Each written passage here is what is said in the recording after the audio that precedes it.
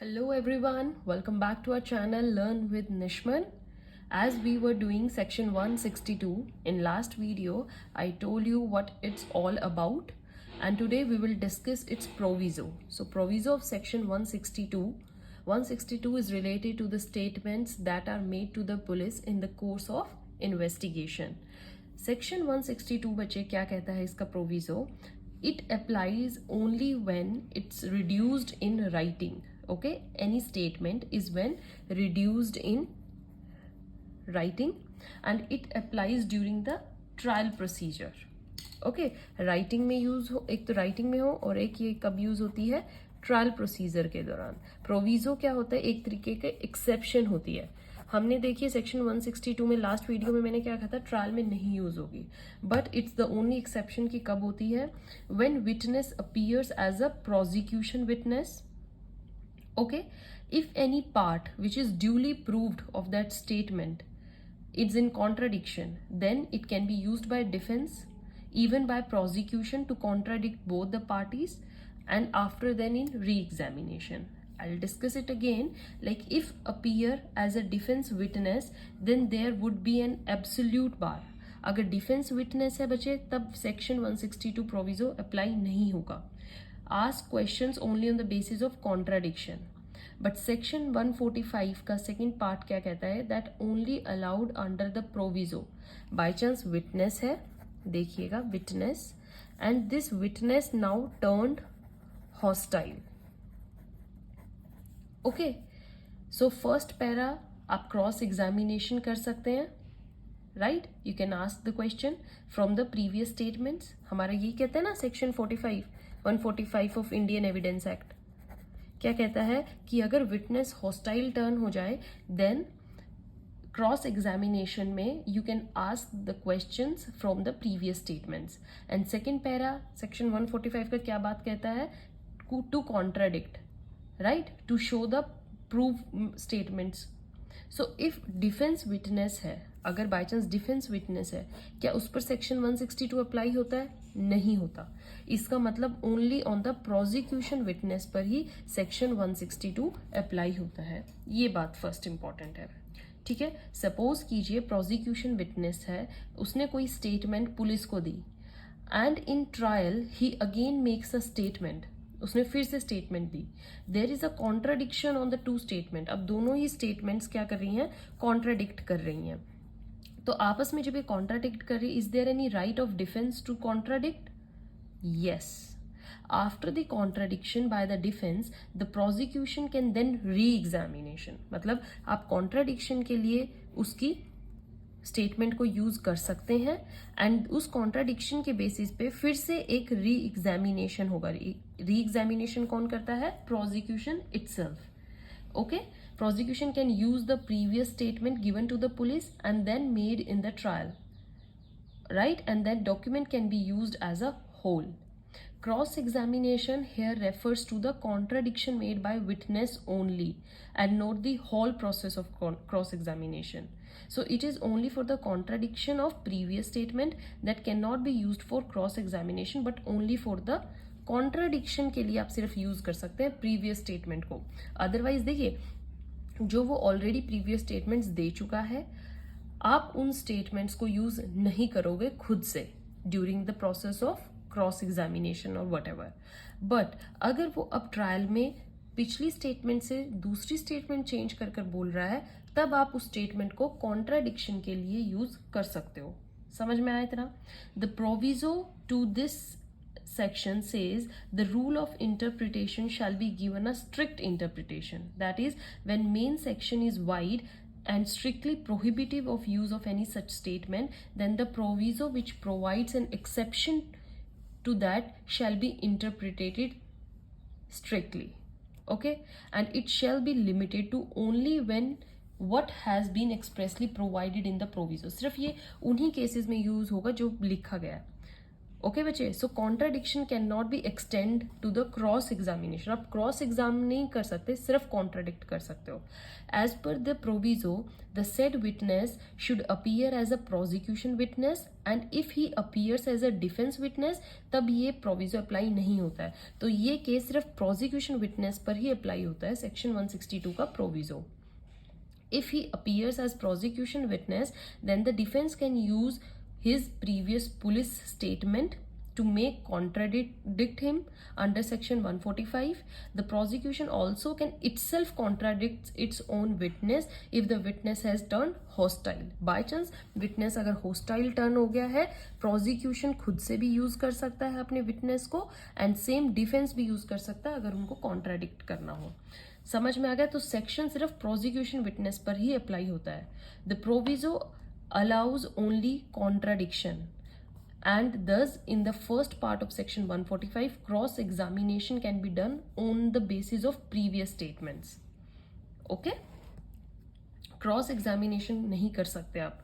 Thus, even under the proviso, previous statement can be used only for the purpose of contradiction and not for the purpose of cross examination. Contradiction, as I said, not for cross examination. Remember that. So, in the latter part of the proviso, it is also provided that if previous statement has been used for contradiction, अगर आपने contradiction में use की है, then at the stage जब re-examination होगा, तो prosecution can use the other part of the same police statements for the purpose of explaining the actual meaning of that part on the basis of which the contradiction was done. समझ में आ रहा है बच्चे? Proviso हमारा बहुत clearly ये बात कहता है कि अगर हमारा विटनेस, प्रोसिक्यूशन विटनेस, कोई स्टेटमेंट इन्वेस्टिगेशन के ड्यूरिंग बोलता है और जब वो ट्रायल के ड्यूरिंग बोलता है, अगर वो दोनों स्टेटमेंट डिफर करती है तो डिफेंस भी उस स्टेटमेंट को यूज कर सकता है उसको कॉन्ट्राडिक्ट करने के लिए. और बाय चांस अगर वो प्रोसिक्यूशन विटनेस होस्टाइल हो गया है तो प्रोसिक्यूशन भी उस विटनेस को यूज कर सकता है कॉन्ट्राडिक्शन के लिए, just for contradiction, not for cross examination. Right, और कॉन्ट्राडिक्शन हुई है तो आप री एग्जामिनेशन में भी उसको यूज कर सकते हो. राइट बच्चे, so previous statement party can cross examine और contradict the witness.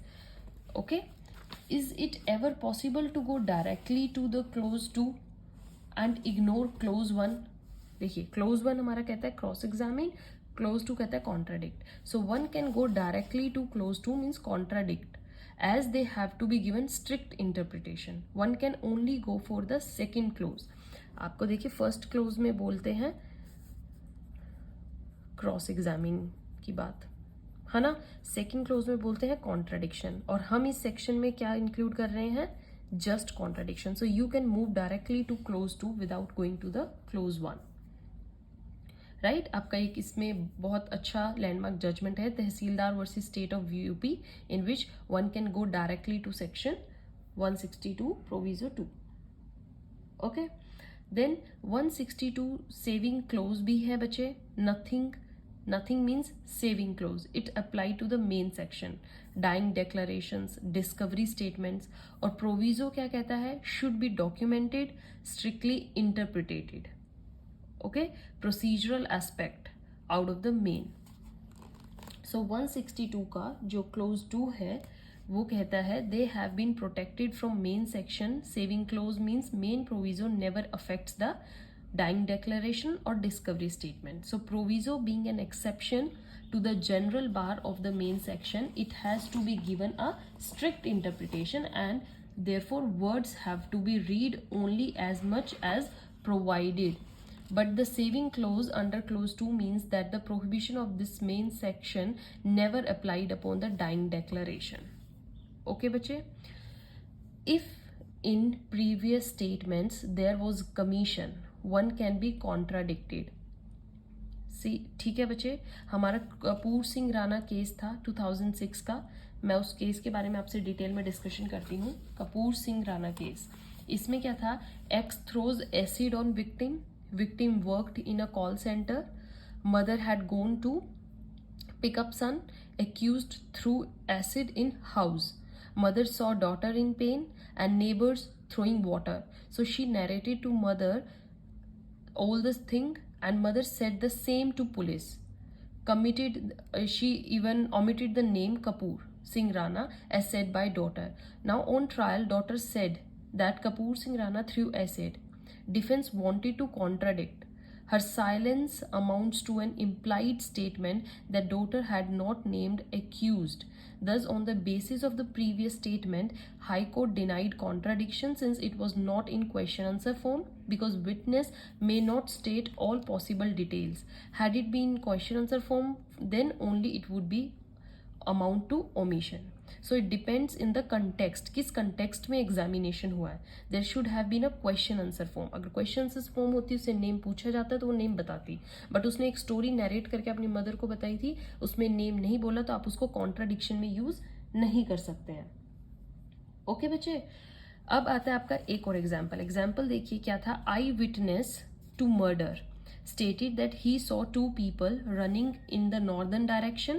Later on trial both ran in the opposite direction. ठीक है, उसने ट्रायल में बोला कि वो opposite direction में है.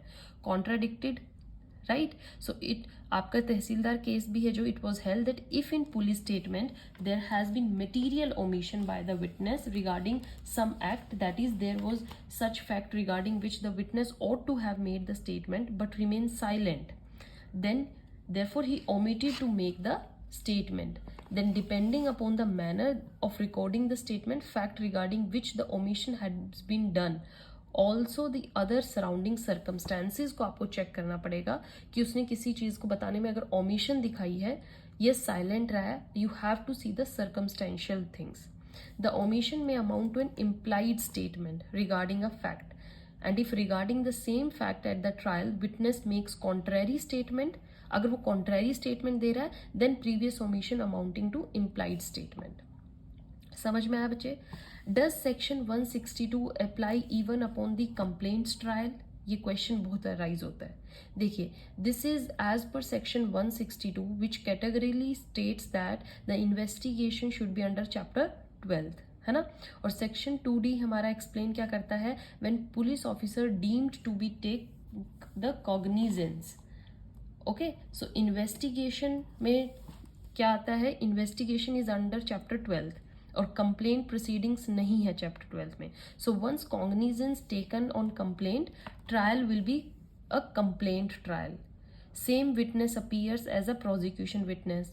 सो police statement to be used for corroboration, right? Defense argued that section 162 would be hit. In a complaint trial, firstly, question of previous statements made to the police will not arise. होते ही नहीं है complaint trial में, तो अगर police को previous statement कोई दी गई है. And secondly, even if at the inquiry stage in the complaint proceeding investigation under section 202 was conducted. और ये चैप्टर 12 में नहीं आती है, चैप्टर 15 में आती है. सो 162 विल नॉट अप्लाई. ठीक है बच्चे, इन्वेस्टिगेशन में 162 अप्लाई होता है, इंक्वायरी में 162 अप्लाई नहीं होता है. Okay, however if there is any case where in despite the trial being a complaint trial चल रही है, 162 may be applicable. The cases where the explanation is that investigation by the police officer before complaint. Investigation complaint से पहले से ही चल रही हो तो वहां पर आपका सेक्शन 162 अप्लाई हो जाएगा. ओके, अब क्वेश्चन अराइज होता है, will section 162 apply test identification parade. Test identification parade में भी 162 अप्लाई होता है. देखिए, if conducted by magistrate then not, ये इन्वेस्टिगेशन का पार्ट नहीं है. But if that test identification is done by police officer then yes, ये इन्वेस्टिगेशन का पार्ट है और इस पे जो हमारा 162 है वो अप्लाई होगा. समझ में आया? So 162 doesn't apply in cases of civil proceedings, ये भी ध्यान रखिएगा. ठीक है बच्चे, so this is our proviso of section 162 says. I clearly told you how the bar of section 162 applies on witness. आप कब उनको कॉन्ट्राडिक्ट कर सकते हैं, उनकी प्रीवियस स्टेटमेंट कब यूज हो सकती हैं, right. So for today section 162 is over. In next video we are going to start section 163. Stay tuned, these are the very important sections that are going on. Keep watching, keep sharing. Till then, goodbye.